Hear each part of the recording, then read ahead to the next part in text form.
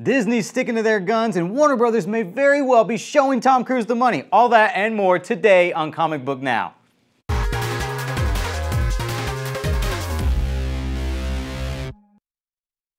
What's up, guys? I'm your friendly neighborhood host, Chris Killian. BD is not here. He's off jet-setting this week in London and Paris. But I do have my sidekick, Charlie Ridgewood, with me, who is back from vacation. I'm back. How was it, man? Dude, it was good. It was relaxing. It was fun. Tell them where you were at. I was in Florida, and then the week before I was in LA for some Disney stuff you guys will be able to hear about in September. So it's going to be some exciting stuff coming. But So yeah, excited. I'm happy to be back here. I've missed this desk, and I miss you, and Brandon's gone there. I had to sit there last week, and it felt like I was sitting in your indention. Yeah, you know, it's normally it's weighted down. You know, I'm a big guy. It's kind of like formed.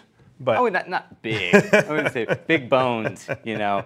I don't know. Let's start the day off with some fun news. A rumor from the site Crazy Days and Nights states that Tom Cruise has been in talks to star as Hal Jordan. Cruise has long been mentioned as a possibility to be cast as the new Green Lantern, especially with frequent collaborator Christopher McQuarrie in talks to helm the film. Even at 56 years old, Cruise is one of the biggest action stars working in Hollywood, with his latest installment of the Mission Impossible series, Fallout, opening to rave reviews. So while a lot of fans have scoffed at the idea of Tom Cruise as Hal Jordan, it's really hard to argue that the actor's kept himself in phenomenal shape, and he's more attractive at 56 than most of us probably ever will be. So, I don't know, how do you think? Do you think Tom's too old to play Hal?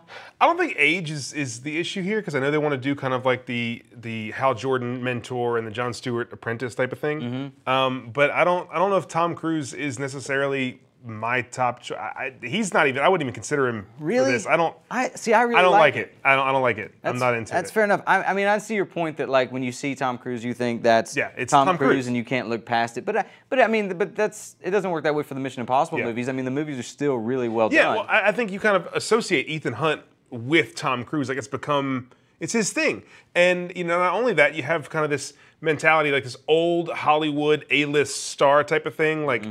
Look at all the superheroes that have been cast recently, and they've been either not up-and-coming actors, but ones that are really on the verge of kind of breaking, and then they get this big movie role. And you know, look at Gal Gadot or a Jason Momoa, Zach Levi, and people that are really passionate about stuff. And then you get someone like Ben Affleck, who I really liked Ben Affleck as Batman, but as we've seen, it's caused issues because of his commitment. Because to him, it's just a job. And I look at Tom Cruise or someone like Leo DiCaprio, and these guys who have been doing this forever, and it kind of feels like, would this be anything more than a job to them and just like a paycheck for another movie, like they've done a million times in their career? And it kind of, I wonder if he's the right fit for that, or if someone more passionate and more up and coming and more excited about it could do the role a little bit better. Well, maybe he's passionate about it, but you think Tom Cruise needs to just stick to the spy movies? I mean, stick to Mission Impossible. If you had 10 more Mission Impossible movies, I'd be happy.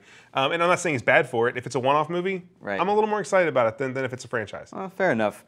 There's been a lot of talk about the James Bond franchise, speaking of spy movies, in the last year or so, as the milestone Bond 25 has been taking shape. We know Daniel Craig is returning for this next 007 outing with director Danny Boyle, but people keep talking about who's going to be the next Bond. It's been revealed that Idris Elba had once been considered for the role, but that's been debunked now. So, however, after seeing him dip into the world of espionage action with Mission Impossible Fallout, fans are really liking the idea of Superman actor Henry Cavill playing Bond, which we've got a picture of right now thanks to our pal Boss Logic. I've got to be real honest, for whatever reason that never popped into my mind, but now I can't think of anybody but him. Like, Henry Cavill is perfect for Bond. But moving on, we got a lot of stuff to cover.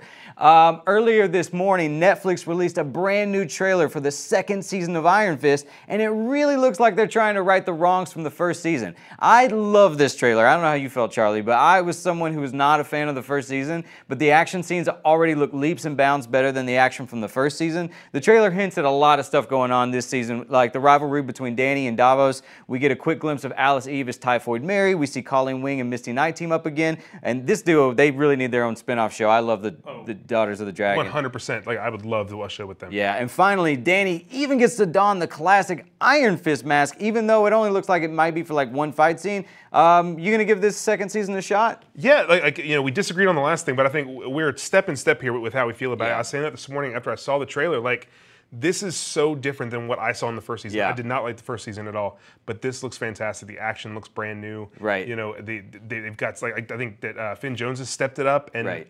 we got more Daughters of the Dragon, which I like. I really love the two of them. It looks so much more crisp than the first season was. So I'm excited for it. I'm definitely going to give it a shot.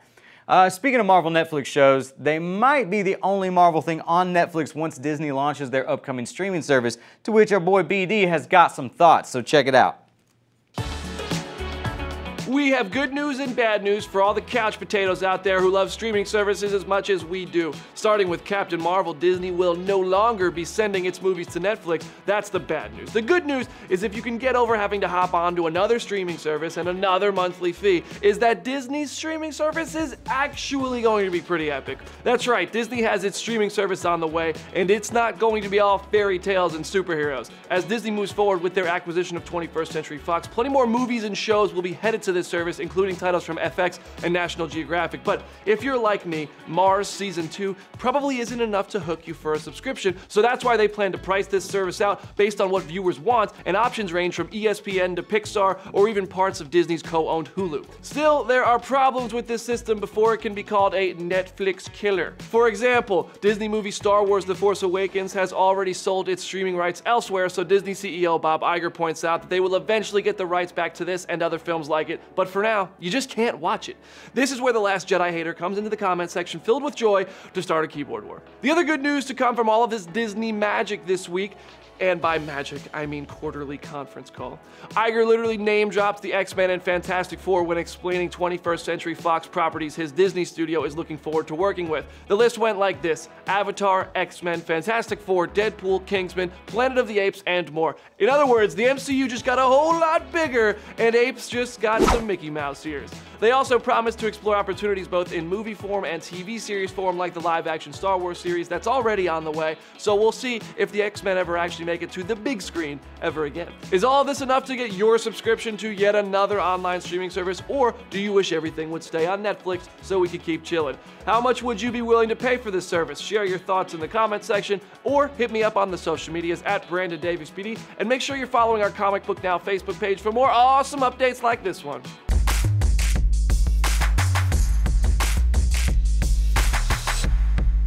Aw, BD, we miss you. Iron Fist Season 2 hits Netflix on September 7th. If you're like me, you should go ahead and request off work that day, because also coming out September 7th is Marvel's Spider-Man for PS4, which we got an amazing new gameplay trailer for earlier in the week. The majority of the trailer is overlaid with a phone conversation between Peter and J. Jonah Jameson, who sounds a lot like Bryan Cranston to me. If you look closely in the trailer, we even see some shots of the Avengers Tower and Doctor Strange's Sanctum Sanctorum, though Insomniac Games has been very hush-hush regarding whether or not we'll see any superhero cameos. Chances are, one hero we probably won't see in Spider-Man is Black Panther. But that's okay, because you can see Black Panther right now on today's episode of Major Issues. Deep within the jungles of Wakanda. Dude.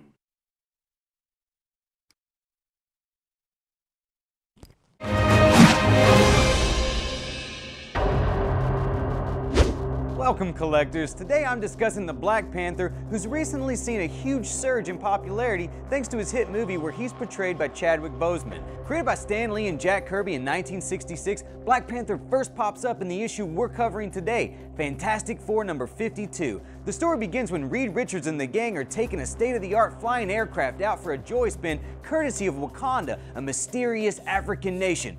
Hey, Stretch. When did you have time to dream up a jazzy flying fastback like this, baby? I didn't, Dan. It was an unexpected gift sent to me by an African chieftain called the Black Panther. So the trio head out to Wakanda as guests, but little do they know, Black Panther's got quite the itinerary planned for them. Now let the Fantastic Four come. The Black Panther shall greet them, as they have never been greeted before.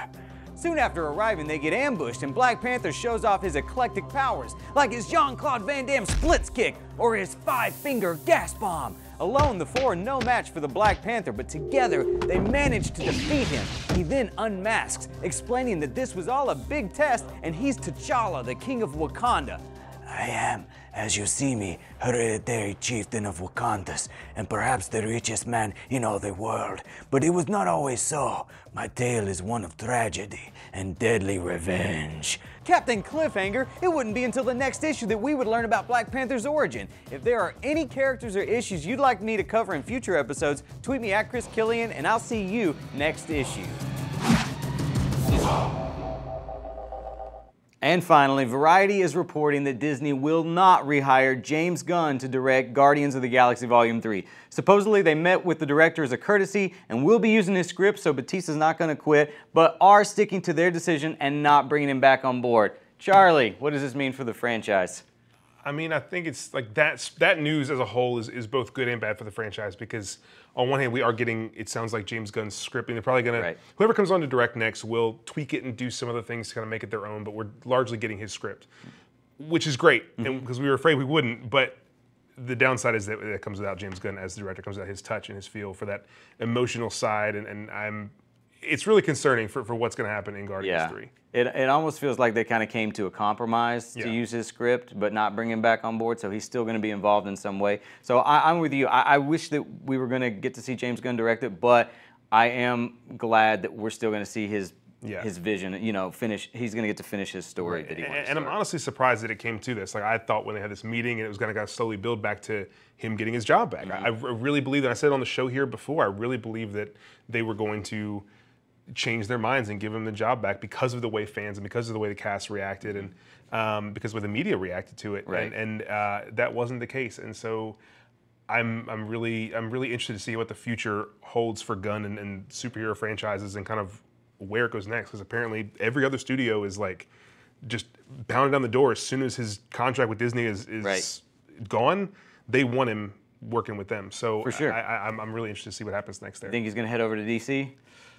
I don't know. It's possible. I mean, there's all kinds of things he could do. I saw a speculation piece that I loved about him doing a Booster Gold movie at DC, and I don't really care about Booster Gold, but him with Booster Gold, like, I think that's really cool. So, you know, I'm still a fan of James Gunn's work, and I'm excited to see how this plays out. Right. Well, now it's my favorite time of the show, where I crumble up this paper like BD and throw it at you. No, it's time for questions and answers. We got Charlie over here. Checking out the comments. That was a nice arm, Chris. Thanks, man. That was pretty good. I didn't even try. That was like 30%. Just remember, you guys can ask us questions here on the live show in the comments, but you can also tweet at us all week long using the hashtag CBNow or tweeting at any of us individually, you know, at Charlie Ridgely, at Chris Killian, or at Brandon Davis BD. You can ask us questions. And we have one of those questions from Andrew at Agent Burke Macklin, and Andrew wants to know, what is the most powerful Infinity Stone, and which one would you wield if you could? That first one's kind of hard. I mean, you know, you could say power. That was, you know. It'd have to be technically Power Stone, right? Right. Yeah. But oh. So now you go. Pinch poke. Yeah. No, so what would you wield if you could of the 6 different powers? Like, which one would you most like to have? I think the one that I find most fascinating would probably have to be Time Stone. Yeah. Because at least with the Time Stone, I mean, you could always reverse anything that happened with the other stones. I feel like the Time Stone is the one I would use. Yeah, I feel like, I don't want to be boring and say the same thing, but it's hard not to pick the Time Stone. Yeah, you can do really anything with it. I have no desire to break a planet into a million. No, I don't know if I don't have a desire. I don't think I want to do that. That sounds pretty fun. Yeah, I mean, but I'd rather control time, I think. Like, the Reality Stone was fun. You know, just go back. He did some really cool stuff with Reality Stone, like, oh, there's a gun, I'm going to make it bubbles. Like, that's kind of neat. I like that. You'd be a great magician with the Reality Stone. Oh, Stone. yeah. Yeah, you make a lot of money. David Blaine has one of the Infinity Stones, I heard. Moving on to another question. This one we got live here on the show today. It comes from Nick Apolinar, and Nick Apolinar wants to know what happened to the possibility of Chris Pine playing Hal Jordan. I feel like that was a way long ago rumor that was around, and obviously that's not happening. No, it's not happening. I would assume it's not happening because of his involvement with Wonder Woman. Right. I mean, he's Steve Trevor. Right. But I would love for that to happen. I think Chris Pine would be an amazing. He'd be great. Would he be your top pick? Like, if anyone, regardless of like their constraints with contracts, if anyone could be Hal Jordan, would that be like your top pick? I think Chris Pine would make like, if you're just going for just your, I mean, he could be a lot of superheroes. I mean, he's got that look, he's got that chiseled jaw and everything. I mean, Chris Pine could be, You know, he could be Batman, he could be Hal Jordan, he could be anybody you wanted. But he's got the comic flair for it, so I think that he'd be a great Hal Jordan. I'm still crossing my fingers for James Marsden, though. I love James Marsden. I like James Marsden, too. I think really he'd dig be it. great. Let's move on to another comment from Adriel Portez this time. And Adriel wants to know, the Oscars, including the popular movie category, is getting flack. That's a big thing that happened this past week. Do you all like that we can get comic book movies finally getting award recognition? It's a hard question because it's two parts. Like, I don't like this popular movie thing. No, because we were talking about it earlier, and you said how you think it feels like a participation award, right. And it kind of does. It's kind of like, well, you guys like these movies, so we're going to throw you a bone, right. But the Academy doesn't really like them. But this is a way for us to not have to include this into the Best Pictures list. No, I like it when I think it's going to be a long time before this particular award gets any sort of respect, if it does, even if it even lasts, you know, beyond this year. Yeah. So I think it's way cool. Like when we talk about like The Dark Knight, when that got that was awesome, or Logan. Right. You know, when movies really go above and beyond the comic book movies and yeah, nominate for the real awards. There's a reason, the Transformers movies made a lot of money. Yeah. There's a reason they weren't nominated for awards. And I think there has been a block with some, popcorn, blockbuster type things that they're like, oh, I don't know if that's an Oscar movie, but I think we're starting to break that barrier. We saw with Logan last year. There's been a lot of talk about Black Panther this year. There's always movies that can kind of get into that category and break that ceiling. And I think that we're getting closer and closer to that. We don't need a popular category, like a participation trophy, just to give something to big blockbusters. They already made a lot of money. We don't need to give them an award for that. Right. That's what the Teen Choice Awards are for. Yeah, the money is really all the reward you need. Yeah. Yeah, but I'm with you. I agree. I think there are superhero movies that can reach that, but not with this category. I think it's a little silly. And our last question today comes from Jarrell Rollins. I hope I said that right, Jarrell. If I didn't, I'm sorry, because I said it twice. Jarrell wants to know, I think the Guardians should go away after Infinity War. They should just do Nova and move on. I said it was a question, it was a comment, but I wanted to bring it up with you and kind of turn it into a question. Yeah. We talked about James Gunn and his leaving and all that, but what do you want to happen with the Guardians now? You still want this third movie, even if he's not involved? I'm in partial agreement with that statement. I want Nova, I want Nova to come on, but I do not want the Guardians to end after Infinity War. I think that I want to see, even if James Gunn's not directing, I want to see what he had planned for the trilogy. Because if they just cut it off right now and we didn't do Guardians Volume 3, there will always be that what if kind of scenario going on, like what movie would we have gotten had all that not happened? Right. It reminds me of like, to a lesser extent, it reminds me of like The Dark Knight after Heath Ledger died. You hear about like they had a whole other movie planned, and so now when I watch The Dark Knight Rises, I'm always like kind of disappointed because I'm like, I wonder what this was going to be. Right, it's the same thing with with Ant-Man. I love Ant-Man. Yeah, but I also love Edgar Wright, and I would have loved to see. As Peyton Reed has done a phenomenal job. I don't want to say anything negative about him because I really love his movies, but I would love to see the Edgar Wright Ant-Man. What it would have been like. And the one thing that I feel like no one's talking about now with the Guardians is James Gunn wasn't only supposed to be directing Guardians 3. They were talking about him coming on and helping spearhead an entire cosmic universe for Marvel. And there were all these movies that were probably going to be planned in the future. Talking about the Eternals was going to be a thing. We're talking about Nova, other Guardians teams. Warlock, all these things. And James Gunn was going to have a lot of involvement in that. And now, what happens with all of those properties? Right. It's kind of in the dark, and because there was nothing official like Guardians 3, we're kind of out of the loop, and as fans, we don't really know what's going on. But it's going to be really interesting to see how all that unfolds. I think as long as the cast is on board and they're still going to do it without James directing, then I'm down for it. I want to see what they do with Volume 3. But that's all the time we have. Big thanks to Charlie for joining me this week. You guys follow me at Chris Killian on Twitter. Follow Charlie at Charlie Ridgely. And you guys make sure to check us out next week and keep going to Comicbook.com for all of your comic book news. Thanks, guys.